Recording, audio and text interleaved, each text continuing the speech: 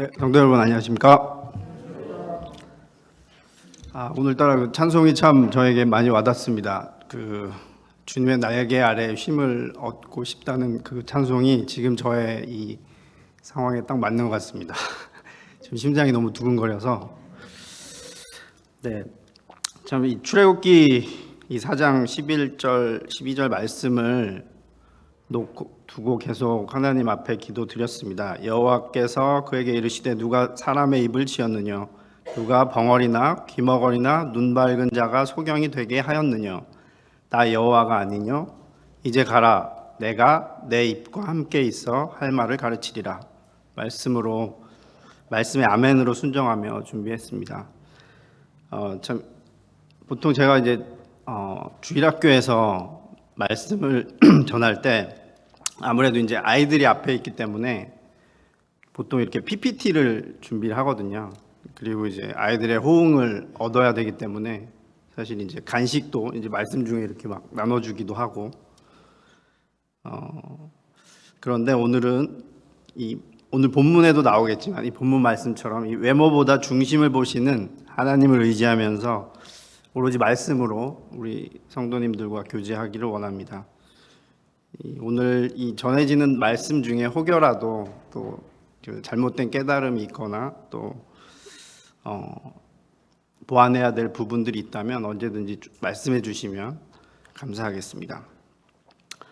네, 지금까지 저희가 이제 나누었던 사무엘상 말씀을 주요 이제 등장 인물별로 잠깐 나눠보면 저희가 1장에서 이제 7장까지는 한나와 사무엘의 이야기가 나옵니다.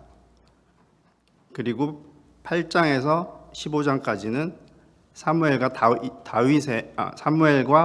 사울의 이야기가 나옵니다. 그리고 오늘 함께할 16장부터 사무엘상 마지막 31장까지는 이제 다윗과 사울의 이야기가 계속됩니다. 자, 오늘 함께할 이 사무엘상은 드디어 16장은 이 다윗의 어떻게 보면 이제 데뷔 무대라고 할 수 있을 것 같은데요.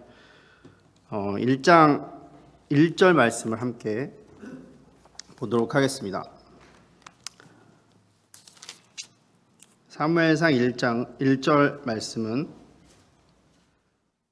여호와께서 사무엘에게 이르시되 내가 이미 사울을 버려 이스라엘 왕이 되지 못하게 하였거늘.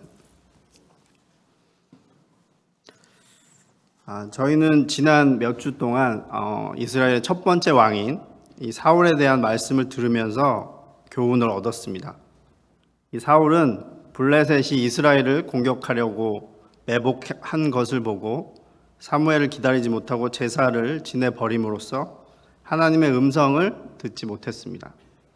그리고 사울은 아말렉과의 전쟁에서 한 사람도 남기지 말고 짐승조차도 다 죽이라고 하셨던 말씀에도 결국 불순종했습니다.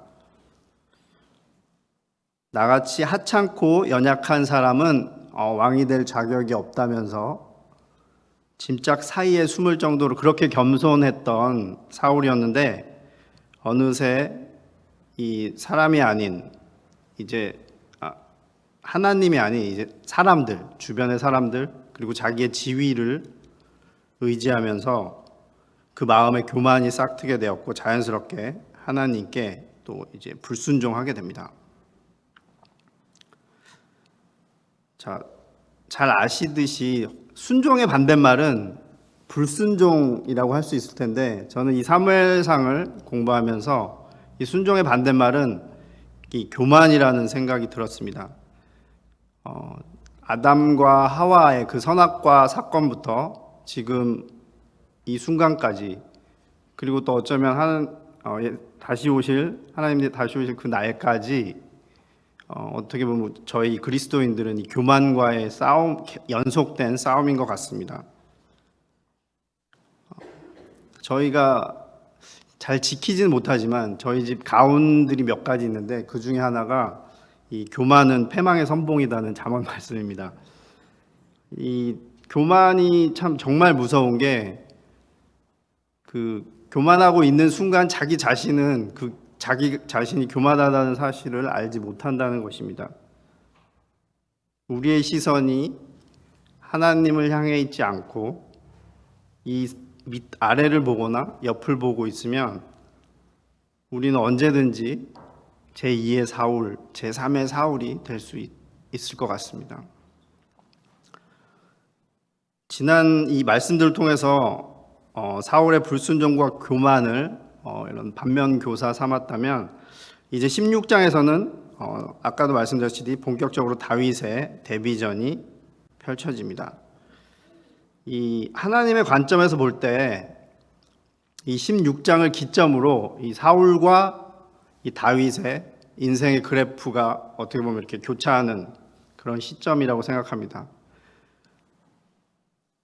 여기를 기점으로 해서 이제 다윗의 그래프는 이렇게 우상향하고 이제 사울은 우하향하는 그래프를 그리게 됩니다. 자, 하나님 마음에 합한 자 다윗은 예수님 다음으로 성경에 가장 많이 거명된 인물이라고 하더라고요. 모두 1107회나 언급하고 있다고 합니다. 우리 성도님들은 이 다윗 하면 어떤 이미지가 가장 먼저 떠오르시나요?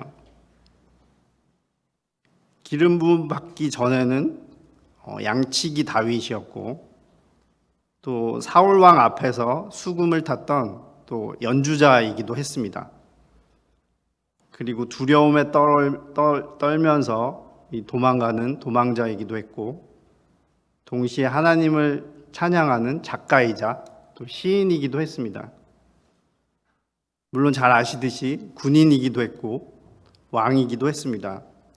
참 이렇게 많은 또 직업과 능력과 경험을 가진 그런 캐릭터가 또 있을까 싶을 정도로 참 많은 성도님들이 다윗을 좋아하시고 저 또한 다윗을 굉장히 존경하고 좋아합니다. 저는 이 많은 캐릭터 중에 개인적으로 저는 이 작가, 시인으로서의 다윗을 참 좋아합니다. 시편 거의 절반이 한 73편 정도가 다윗의 시로 알려져 있습니다. 근데 성도님도 아마 비슷하실 겁니다. 이 다윗의 시편들을 읽으면 저도 모르게 이제 울컥하는 마음들이 생기는데요. 어떻게 저런 가사들을 쓸 수가 있을까? 하나님과 어떻게 저런 교제를 할 수 있을까? 참 한편으로 부럽기도 하고 또 한편으로는 질투가 나기도 합니다. 이 다윗의 시편들을 읽어보면 참 다윗이 그 마음 가운데 온종일 하루 종일 주님을 향한 마음이 있었던 것을 알 수 있습니다. 하나님을 예배하고 찬양하는 삶을 살았던 것 같습니다. 저희가 그토록 원하는 그 예배자, 참 예배자의 모습이 아닌가 싶습니다. 이 천한 그 목동의 신분에서 이 왕이 되기까지 그 어떤 어려움 속에서도 어려움을 당할 때마다 하나님만 바라보며 예배를 드렸습니다. 거기에서 힘을 얻었습니다. 참 이런 다윗의 예배 때문에 저희 성도님들이 감동해서 참 마음이 힘들고 또 위로가 필요할 때 이렇게 시편을 찾아보는 게 아닌가 그런 생각을 해봤습니다. 제가 참 좋아하는 구절인데요. 나의 혀가 주의 의를 말하며 종일토록 주를 찬송하리이다. 이런 다윗의 고백이 우리 그리스도인들, 우리 성도님들의 고백이 되기를 기도합니다. 이제 사울을 버리신 하나님은 이 사무엘에게 베들레헴 사람 이새에게로 가라고 하시면서 그의 아들 가운데서 이 왕이 될 한 명을 골라 놓았다고 하십니다. 이 사울이 알게 될까 두려웠던 사무엘에게 주님은 암송아지를 한 마리 끌고 가서 주님께 희생 제물을 바치러 왔다고 말하라고 하며 이새와 아들들을 제사에 초청하십니다. 우리 성도님들이 잘 아시는 말씀이기 때문에 제가 간단히 요약을 먼저 해드리겠습니다. 이제 이새의 아들들을 대상으로 이 본격적인 이런 왕이 되기 위한 이제 면접이 진행됩니다. 주님이 이제 면접관 되시고 이제 면접장에 그 이새의 아들들이 쫙 펼쳐져 있습니다. 이 첫 번째 면접자는 장남 엘리압입니다. 자, 6절을 같이 보시겠습니다.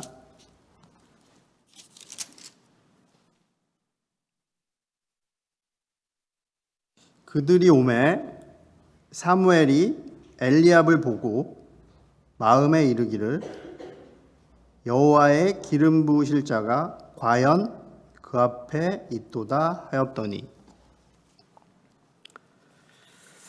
이 사무엘은 이 엘리압을 보자마자 그 외모에 압도된 것 같습니다. 그래서 정말 이 모 영화의 대사처럼 이 왕이 될 상으로 인정을 하고 있는 것 같습니다. 그만큼 이 표현만 봐도 과연, 정말 이런 표현이기도 하고요. 영어 성경에도 surely라고 되어 있더라고요. 그래도 이 명색이 선지자지만 이 선지자 사무엘을 홀릴 정도로 이 세상 사람들이 보기에 참 출중한 외모를 가졌던 것 같습니다. 이 엘리압이라는 이름의 뜻은 하나님이 아버지 되심이라는 뜻입니다. 아마도 이 이새인 아버지가 이름을 짓지 않았을까 싶은데요. 아마 이 첫째 장남을 향한 아버지의 그런 기대 그리고 바람이 아마 들어 있었을 거라고 생각합니다. 아마도 이새의 마음속에는 이 왕이 되어서 이 출세를 해서 또 부와 이런 우리 가문의 부와 명예를 다 가져다 줄 수 있는 그런, 어떻게 보면 일생일대 기회를 잡았다고 생각했을 수도 있을 겁니다.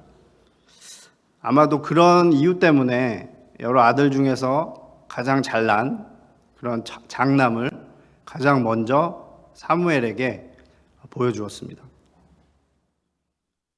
그런데 결과는 7절에 나와 있습니다. 여호와께서 사무엘에게 이르시되 그 용모와 신장을 보지 말라. 주님은 단칼에 놓으라고 하셨습니다. 이 참 사무엘도 굉장히 좀 무안했을 것 같습니다. 그래도 하나님의 선지자인데 이 자기의 생각이 너무 부끄러웠을 것 같기도 합니다. 그런데 저는 개인적으로 여기서 이 왕이 되기 위한 세상의 기준으로 용모는 이해가 되지만 굳이 왜 이 키를 콕 집어서 말씀을 하셨을까라는 개인적인 의문이 들었습니다.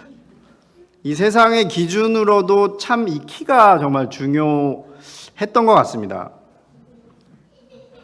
아마도 이유를 생각해 보면 그 당시 왕은 이런 정치만 하는 게 아니라 어떤 그 한 나라의 장수로서 이 전쟁에 앞장서야 했기 때문에 그 무거운 갑옷과 또 긴 이 칼을 차야 했기 때문에 키가 상당히 커야 했던 것 같습니다. 그래서 꼭 굳이 키를 언급하신 것 같습니다. 그러나 하나님은 그런 세상의 기준에 단호하게 아니다라고 하셨습니다. 참 이 부분, 이 말씀이 저에게 너무나 감사가 되고 기쁨이 되었습니다. 저희 어머님이 어려서부터 유독 저에게 이 말씀을 자주 해주셨습니다. 자, 그렇다면 어떻게 이 엘리압의 어떤 모습 때문에 하나님이 하나님의 기준에 맞지 않다고 하셨을까요? 그 다음에 답이 나옵니다. 7절입니다. 나의 보는 것은 사람과 같지 아니하니 사람은 외모를 보거니와 나 여호와는 중심을 보느니라. 성도님이 너무나 잘 아시는 말씀이고 참 너무나 감사가 되는 말씀입니다. 여기에 나오는 외모는 히브리 원어로는 이 눈빛을 의미한다고 합니다. 사무엘도 이런 여러 가지 판단의 기준들이 나름 있었을 텐데 그 중에서도 이 눈빛을 가장 중요하게 생각했던 것 같습니다. 그런데 저희의 눈을 생각해 보면 참 인간의 눈은 내가 보고 싶은 것만 보고 내가 숨기고 싶은 것은 숨기고 보여주고 싶은 것만 보여줍니다. 이 눈빛이라는 의미가 우리 인간의 판단 기준을 정확하게 보여주는 것 같습니다. 이 눈빛이 비치는 그 시야, 그 자체가 한계인 것 같습니다. 저희의 판단은. 그렇다면 하나님의 기준은 어떤가요? 하나님은 중심을 보신다고 하셨습니다. 이 중심의 또 원어적인 의미를 찾아보면 뭐 정확히 대체할 용어는 없지만 그래도 가까운 표현이 번역하자면 이 동기라고 합니다. 동기.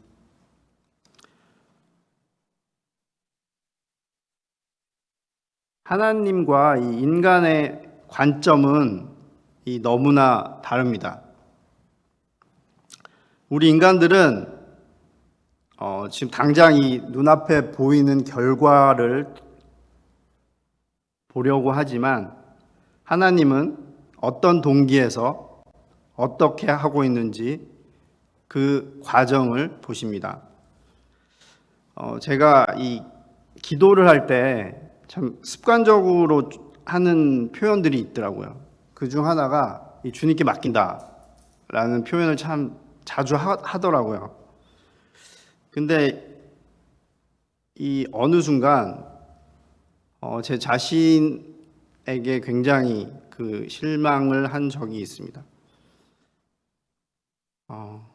우리가 이제 이 기도의 결과물에 실망하고 주님께 왜라는 물음표를 자꾸 제가 의문을 가지는 것을 보게 되었습니다. 발견하게 되었습니다. 주님께 맡겼는데 왜 결과가 아직도 안 나오나요? 주님께 맡겼는데 왜 제가 생각하는 것과 좀 다른 결과가 나올까요? 주님께 자꾸 제가 정해놓은 결과를 가지고 주님께 의문을 제기했습니다. 이 주님께 이런 저에게 주님께서 말씀하셨습니다. 주님께 온전히 맡긴다는 것은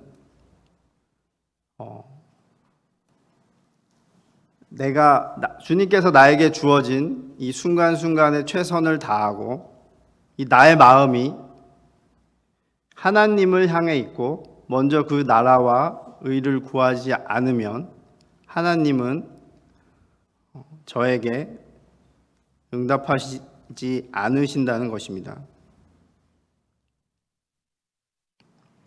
나의 마음이 주님을 향하고 그 나라와 의를 구할 때 그리스도인들은 그 결과로부터 자유로워질 수 있다고 생각합니다.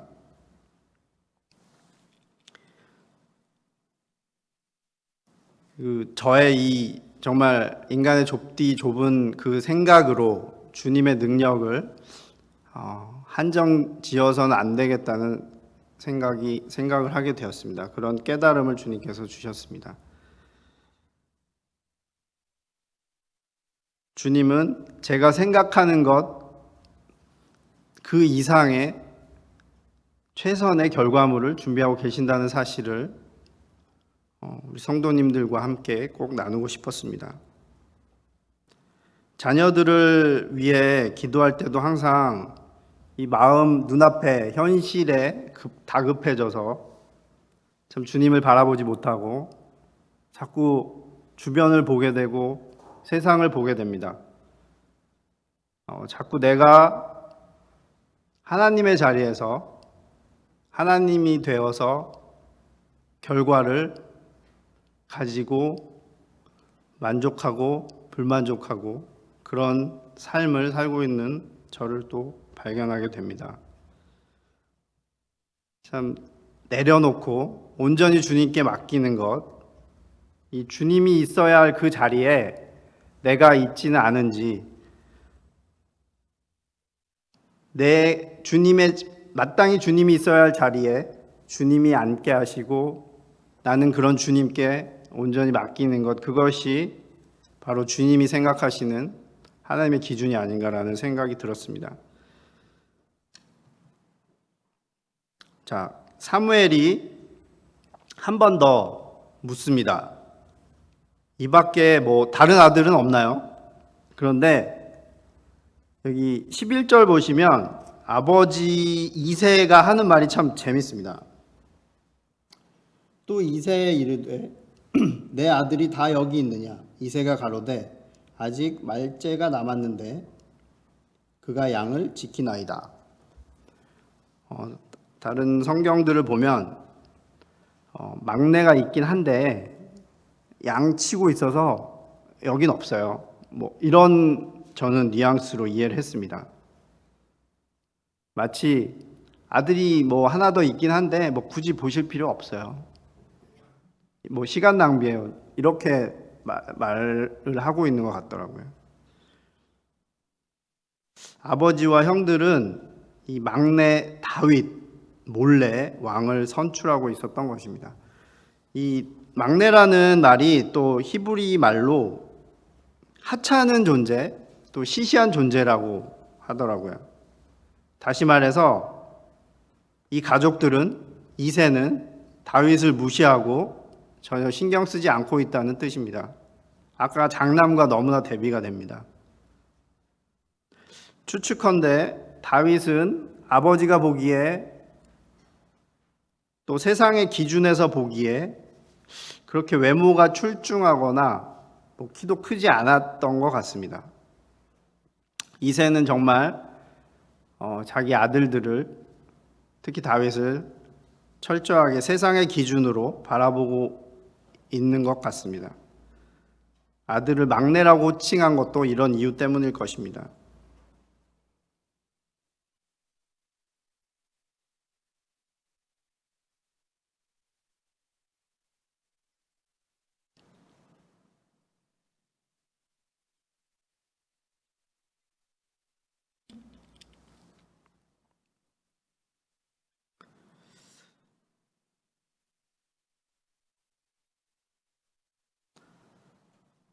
그렇다면 저는 여기서도 한 가지 저는 좀 궁금한 게 있었는데, 이 다윗이 과연 자신 모르게 이렇게 기름 부을 자를 찾고 있다는, 면접을 보고 있다는 사실을 과연 알았을까? 아니면 아버지와 형들이 고의로 따돌려서 아예 모르고 있었을까? 궁금하긴 했는데 찾아봐도 이렇게 딱 답이 나와 있진 않는 것 같더라고요. 근데 어쨌든 이 중요한 사실은 이 다윗은 그런 아버지와 형들일지라도 이 묵묵히 자신의 일, 그 양을 치는 목자로서의 일을 하면서 겸손히 기다리고 순종했다는 것입니다. 이 겉으로 보기에는 참 이 세상이 볼 때는 허드렛 일일지라도 이 주어진 역할의 경중을 떠나서 다윗은 양치기로 작정하고 주어진 작은 일에 충성을 합니다. 그렇게 했을 때 하나님은 다윗에게 이스라엘의 왕이라는 큰 일을 맡기시게 됩니다. 성도님들이 너무나 잘 알고 또 좋아하시는 이 시편 23편, 우리 다 같이 한번 1절만 한번 다 같이 크게 한번 해볼까요? 시작. 여호와는 나의 목자시니 내가 부족함이 없으리로다. 아마도 이 시기에 이 다윗이 양을 직접 치면서 보고 느꼈던 그런 감정들을, 목자와 양의 관계를 묵상하면서 지었던 시가 아닌가 생각이 듭니다. 또 시편 8편, 여호와 우리 주여, 주의 이름이 온 땅에 어찌 그리 아름다운지요, 주의 영광을 하늘 위에 두셨나이다. 이 시도 아마 이 시기에 양떼를 몰면서 이 밤하늘의 별들과 달들을 바라보며 창조주와 또 주권자이신 주님을 주님의 손길에 감사하며 또 시를 써 나갔던 것이 아닐까 생각이 됩니다. 이 가족들로부터는 세상의 기준으로는 따돌림을 받았을지라도 이 아버지가 바라본 세상의 판단 기준에는 미치지 못했을지라도 목자로서 하나님만을 경외하고 하나님과 긴밀하게 교제했던 이 귀한 시간이야말로 이스라엘의 왕이 되기 위한 정말 중요한 준비의 시간이 아닌가라는 생각이 들었습니다. 제가 어느 이 목사님의 설교를 들으면서 이런 일화를 얘기해 주시더라고요. 주일학교에서 시편 23편을 외워오라고 했는데 어느 한 친구가 이제 외워온 친구들이 이제 한 명씩 암송을 하는데 어느 한 친구가 여호와는 나의 목자시니 내가 부족함이 없으리로다 라고 해야 되는데 너무 긴장한 나머지 여호와는 나의 목자시니 내가 원하는 것이 없으리로다 라고 잘못 외웠는데 이 말씀이 정말 감동이 되었다고 합니다. 여호와는 나의 목자시니 내가 원하는 것이 없으리로다. 우리 다윗에게는 하나님 한 분이면 충분했습니다. 너무 감사가 되는 말씀이었습니다. 자, 다시 이 12절 이에 보내어 11절입니다. 뒷부분 사무엘이 이새에게 이르되 보내어 그를 데려오라. 그가 여기 오기까지는 우리가 식사 자리에 앉지 아니하겠노라. 이에 보내어 그를 데려오매 그의 빛이 붉고 눈이 빼어나고 얼굴이 아름답더라. 여호와께서 가라사대 이가 그니 일어나 기름을 부으라. 자, 사무엘이 다윗이 올 때까지는 저녁을 먹지 않겠다고 합니다. 정말 이 다급한 상황입니다. 아주 급하게 양을 치고 있던 다윗을 불렀을 것입니다. 다윗은 아마도 정말 헐레벌떡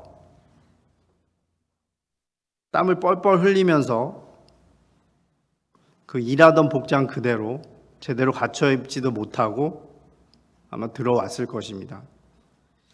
그런 모습이 이 사람들의 눈에 좋아 보일 리가 없었을 것 같습니다.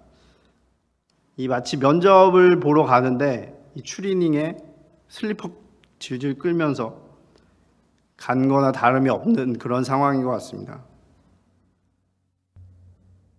근데 이 12절 말씀에서는 그의 빛이 붉고 눈이 빼어나서 얼굴이 아름답더라. 제가 생각했던 그 다윗의 이미지가 아니었습니다. 다윗은 살결이 불구스레하고 눈이 빛나는 그런 잘생긴 소년이라고 나와 있습니다. 이것은 다윗의 그런 어떤 외적인 사람들이 보는 그런 외적인 아름다움이 아니라 하나님이 바라보셨을 때 그의 내적인 아름다움이 외적으로 투영되어서 묘사하고 있는 것이 아닌가라는 생각이 듭니다. 다윗은 겸손하고 하나님을 경외하는 그런 내면의 아름다움을 가졌고 이것이 이렇게 표현할 수 있는 그런 외적인 아름다움으로 나타난 것 같습니다. 자, 드디어 13절에서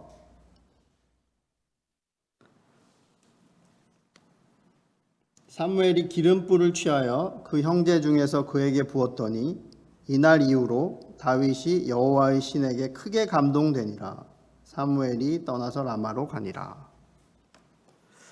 마침내 사무엘은 이 8 형제 중에서 막내 다윗의 머리에 기름을 부었고 이때부터 주님의 영이 다윗을 사로잡아서 계속이라는 표현이 되어 있습니다.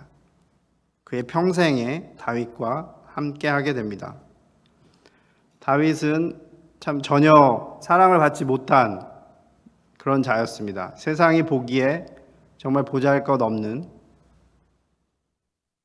뭐 하나 내세울 것 없는 그런 자였지만 그는 전심으로 하나님께 예배 드리는 자였고 하나님만 바라보는 자였습니다. 그런 다윗의 뜻은 이 사랑받는 자라는 뜻입니다. 가족들은 그를 외면하고 무시했지만 우리 만왕의 왕이신 하나님께는 사랑받는 자였습니다. 하나님만은 그 중심을 보시고 기름 부음을 받게 하셨습니다.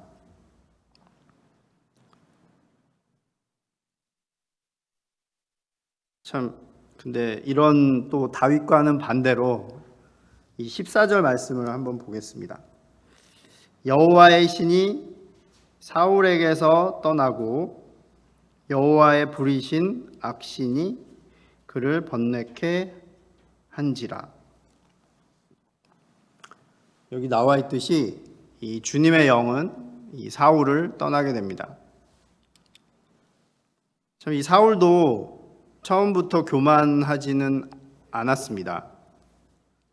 처음에는 왕이 되기에는 부족하다는 사실을 알고 있었고 주님을 의지하였지만 성공한 후에 결국 교만해져서 하나님께 버림받았고 결국 이 마귀에게 삼킴을 당하게 됩니다.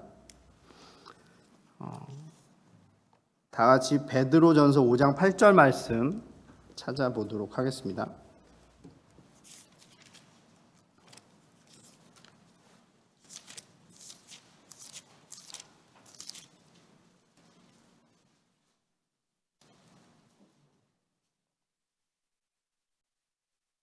베드로전서 5장 8절입니다. 근신하라 깨어라 너희 대적 마귀가 우는 사자같이 두루다니며 삼킬 자를 찾나니. 이 말씀처럼 우리 참 그리스도인들은 항상 이 죄에 민감하고 특히 이 교만을 경계해야 될 것 같습니다. 이 사울을 보면서 이 매일의 삶이 참 하나님을 향해 있지 않고 우리가 조금이라도 한눈을 팔게 되면 저희는 결국 마귀에게 삼킴을 당하고 그 사이에 기가 막히게 사탄이 파고들게 됩니다. 이 사울은 왕이 되기 위한 하나님의 조건을 결국 충족하지 못했습니다. 이 하나님은 이 신명기를 통해서도 이 왕이 되기 위한 조건에 대한 교훈을 해주고 계십니다. 신명기 17장 19절 함께 찾아보도록 하겠습니다. 신명기 17장 19절입니다.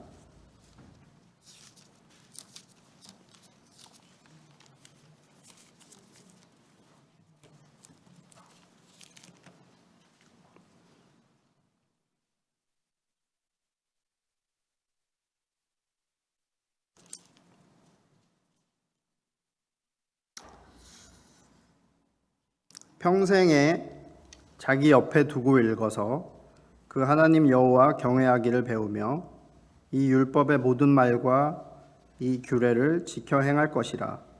그리하면 그의 마음이 그 형제 위에 교만하지 아니하고 이 명령에서 떠나 좌로나 우로나 치우치지 아니하리니.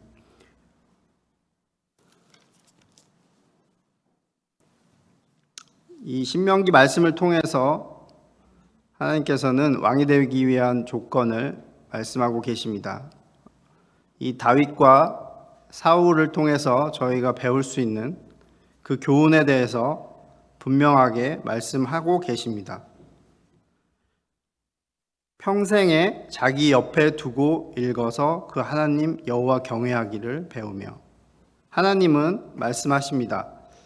말씀에서 떠나는 그 순간이 바로 교만이라고 분명히 말씀하고 계십니다. 어느 형제님께서 그러시더라고요. 하나님 말씀을 읽지 않고 기도하지 않는 것 자체가 교만이라고 하셨습니다. 그것은 곧 저는 하나님이 필요 없고 저 혼자서도 잘 할 수 있다는 그런 교만한 고백입니다. 하나님의 말씀을 떠나 사는 것 자체가 저희 그리스도인들에겐 정말 치명적인 그런 순간이 되는 것 같습니다. 이번 말씀을 참 준비하면서 제 스스로도 많이 돌아볼 수 있는 그런 시간이었습니다. 제가 얼마나 제 마음속에 큰 교만 덩어리들이 있는지를 발견할 수 있었습니다.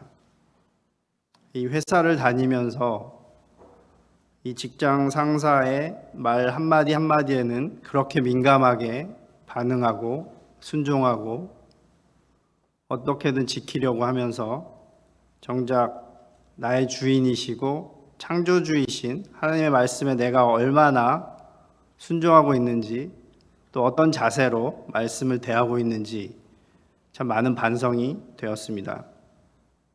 이 다윗과 같이 내 마음의 중심이 참 하나님을 향하고 또 내 삶의 매일매일이 다윗과 같이 예배와 이런 찬양의 축제가 될 수 있도록 우리 주님의 말씀을 평생 옆에 두고 읽어서 그 하나님 여호와를 경외하고 또 그 규례를 또 지키고 그럼으로써 이 교만을 또 피할 수 있는 그런 우리 형제 자매님들이 되기를 기도합니다. 네, 오늘 말씀 마치면서 다 함께 기도하도록 하겠습니다.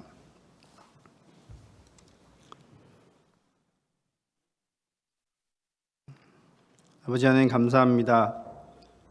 저에게 오늘 또 사무엘상 말씀을 통해서 또 다윗을 통해서 참 저희의 중심을 보시는 하나님을 향한 저희의 마음 그 동기를 보시는 또 주님을 배우게 되었습니다. 참 저희의 삶이 참 교만하지 않도록 하시고 또 온전히 그 교만을 깰 수 있는 것은 주님의 말씀밖에 없음을 또 고백을 드립니다. 참 늘 말씀을 가까이 하고 또 주님을 온전히 찬양하며 주님께 제 삶이 드려지는 그런 예배가 되기를 간절히 기도드립니다. 오늘 또 이 귀한 시간 함께 해주신 아버지 하나님께 감사를 드립니다. 예수님의 이름으로 감사하며 기도드렸습니다.